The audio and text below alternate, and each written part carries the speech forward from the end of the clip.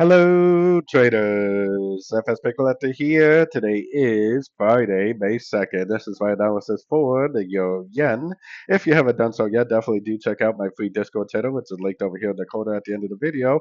And make sure to check out my website, fxpipcollector.com. Watch the video on the home screen to learn more. So anyways, on the go again. I mean, we have very strong move to the upside, as you can see. If we go all the way up to the daily, I'm very bullish on the daily. I think we're in a 1, 2, 3, 4, 5 pattern to the upside, which potentially could go up to the 172 to 170 area pretty easily. So keeping that higher time frame in mind, as we go down to the shorter time frames, I definitely would be recommending longs.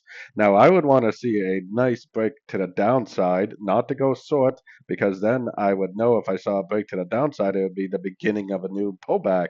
And at the end of a pullback is when you get the beginning of a new trend, kind of like what happened down here. You have a pullback. At the end of the pullback, you get a brand new uptrend, which is a subdivision of the trend on the higher time frame, which I think is a wave 3 of wave C, and this should be a wave C of wave B based on the daily time frame. So I would definitely want to look for longs, and I would definitely want to see a proper pullback in order to go long.